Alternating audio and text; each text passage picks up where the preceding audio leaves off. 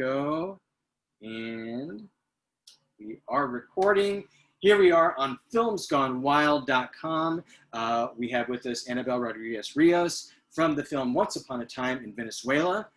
This film made its debut at Sundance, where I interviewed Anabel for the Daily Buzz show at that time. And now I get a second chance, a second opportunity to talk about this movie, and I'm very excited about that. Anabel, welcome to Films Gone Wild. Thank you very much. Hey, I'm very happy, and thank you for having me here. Okay, for everyone, and I know you have to do this over and over again, but for anyone who has not had an opportunity to see the film, describe your movie. Once Upon a Time in Venezuela is the portrait of the destiny of a village called Congo Mirador, which is a village built on the waters, over the waters of Maracaibo Lake, where Venezuelans, we take our oil from. And it is a portrait about a village, but this village is the mirror of a whole country, my country, Venezuela. Here's, there are a few things, thoughts as I watched this film again, because I've watched it now a couple times. And you've also reminded me, because in our previous discussion, you talked about the film as a film itself is kind of an act of resistance. And I would love for you to kind of elaborate on that topic again. You know, as a filmmaker, you're telling a story, but sometimes films can be more than just the story, right? So talk about that. Well, in Venezuela, there's not freedom of expression.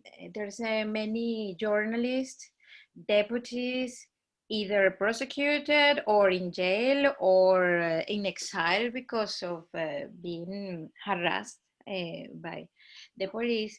Up to now, artists and filmmakers are not. So then there is a gap. It's not a black and white situation. However, there is, yes, because of that, there is a bit of a self-censorship within the artist and within the culture. Yeah, people tend not to talk about the problems in a country that is in absolute collapse. So actually, this is the only film this year that is talking about the Venezuelan thing. However, and here there is something that I find interesting. In our storytelling, we choose to tell a story about a microcosmos in a cinema verite style, and as well in a symbolic way.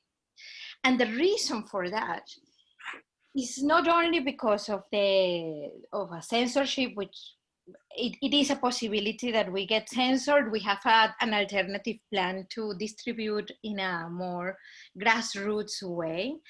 But it's not only because of that, it is as well because the society is so hurted and so radicalized. And in this very point, is damaged because of hunger and poverty, just like that. And we're talking about a country that is highly rich in resources and as well as a society was in a totally different point 7 years ago.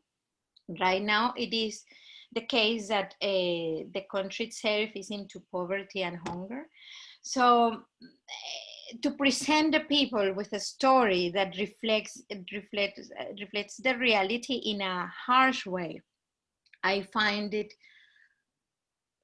first of all, cruel to show, and as well not a very good way to provoke, to accompany a dialogue between people. And my ultimate goal is that the film reaches people, move people, particularly Venezuelans, and through this touching and provoking a bit of catharsis, which is a bit of what happens to Venezuelan audiences up to now.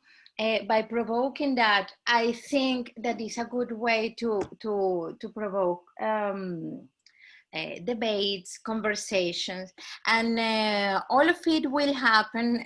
And that's the plan. It will happen more in communitarian spaces. A bit like, I wouldn't say hidden, but it's not the possibility for this film to go in Venezuela like big without getting spot on and maybe forbidden. And that's not the idea. The idea is that it's there and that people can use it and talk about their problems overall about what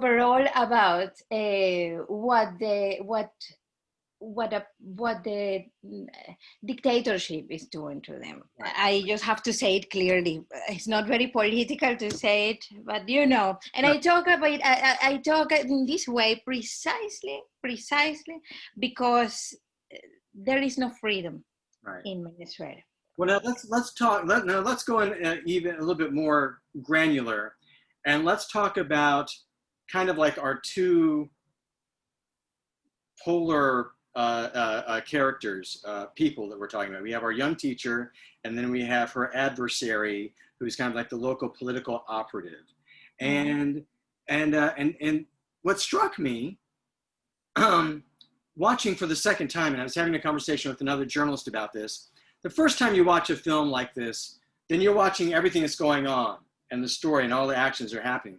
And the second time you watch it, you start watching a little bit more intently on the personalities and their reactions and the things that aren't spoken and, you know, that are going on with those characters.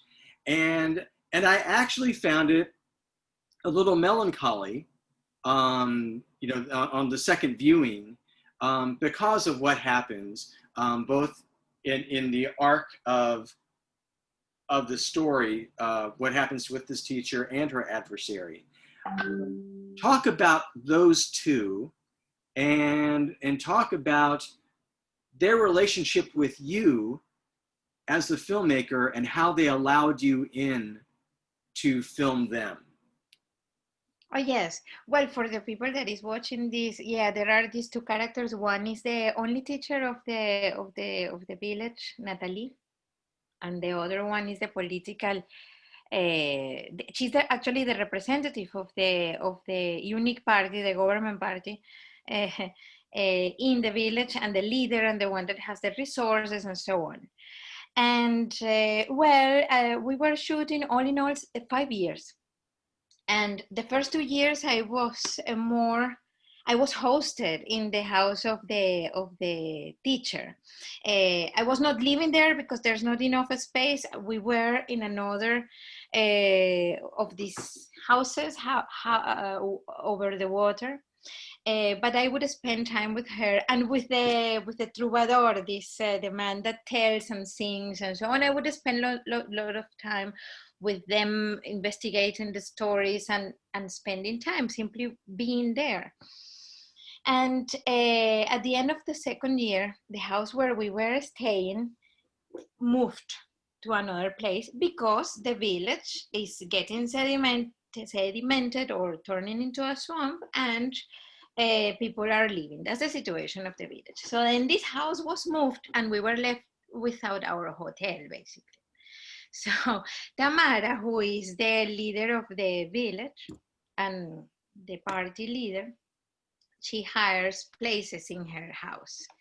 So we proposed to her a business, which was, let us stay in your house and then we pay you for that. We're gonna be here a year or more than that. We had not, we're gonna be shooting there for 3 years more.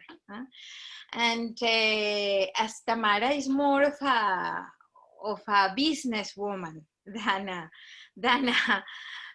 a political one, she accepted us there a bit reluctant because she would not accept me before because I was identified with being an oppositionist, yeah. And she was like, and the oppositionists were called escuálidos in Spanish, and in the local meaning of the word is the ones without flavor. the ones that have no flavor. So, so I was one of those. But then the situation changed, you see, and then I got the opportunity to shoot her, which was something I wanted to do. But I tell you what, when I began, I was looking at her pretty much from the anger, because well, you know, that's what the polarization is. So though these guys are allowing these idiots to be, these militaries to this elite of militaries to be really bullying us in this way, and it's their responsibility. This is more or less the logic. So then that's how the relationship began, so with my hidden anger, you know, recording her. Well, here's an interesting thing about that, though, is that, and which we had talked about before, is that yes, you know, and I believe that I'm aligned with your thinking here politically, ideologically, and so yeah, she is not a sympathetic figure, or you know, or shouldn't be, you know, as far as that is concerned. However, what was fascinating watching it for the second time is that. Is that they're how, because both characters experience defeat in some way, right? Mm-hmm. Mm-hmm. But how they react to that, how, you know, how they come back from it, or you know, or not, because your film is, you know, it is a slice of life, it is a verite thing, so you know, so there's not necessarily an ending, life goes on, you know, as you demonstrate in here, but how the two of them react to their personal defeats, whether it be, you know, the election, or whether it be, you know, the housing situation because of, you know, of the pollution forcing them to move out, I thought was fascinating. And so I found her actually, I wouldn't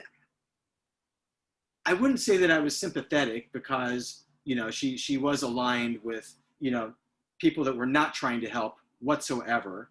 And didn't see that, you know, but I was kind of empathetic.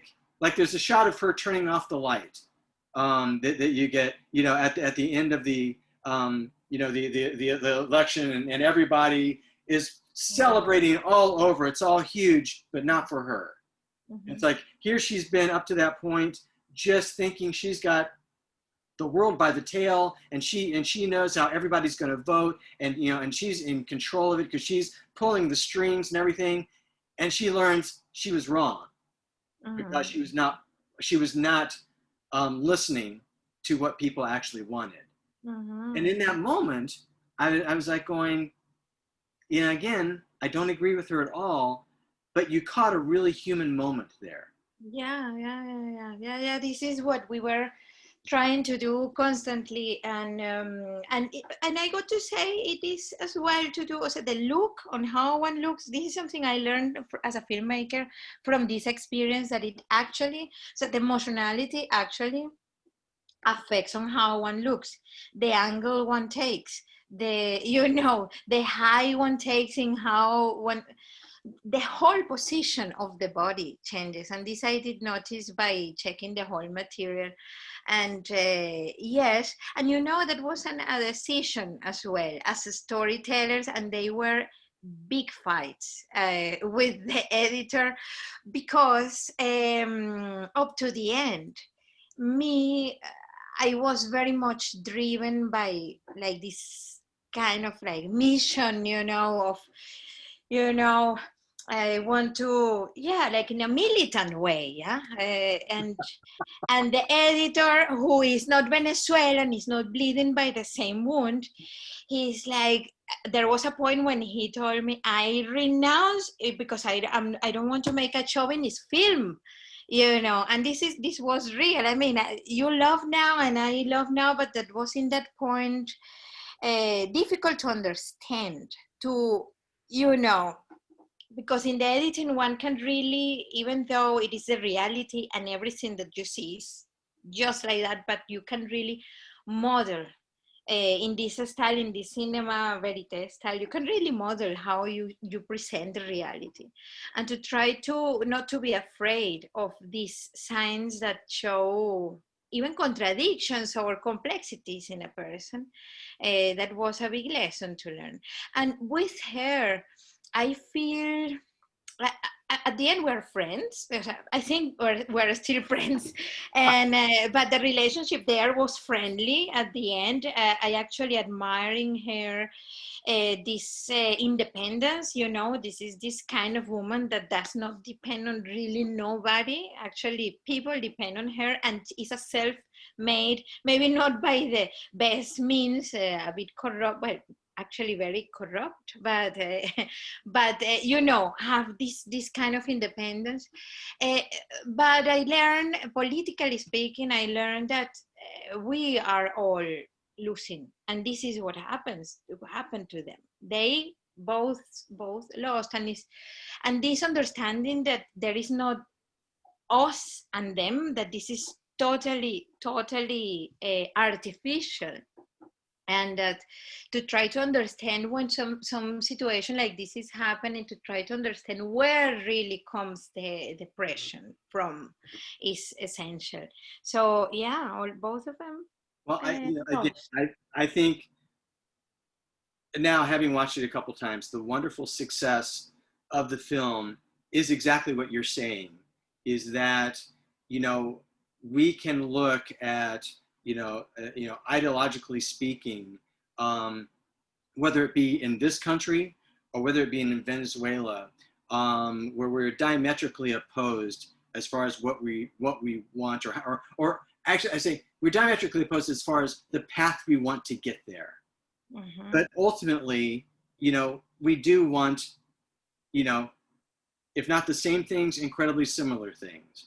Mm-hmm. And I think what the beauty of this film is that you've managed to show us that in a very accessible manner. We can look at both of these women and we can be on either side of them. But if we have any humanity at all, by watching those moments that you've captured, then we do realize that we either both lose or we both win, but very seldom is one, in the greater picture, usurping the other. Um, Again, I think it's a wonderful film. Once Upon a Time in Venezuela. Anabel Rodriguez Rios, it's been wonderful talking with you yet again about this movie. I could interview you 4 or 5 times about this movie. Thank you for being here. Let's do next time.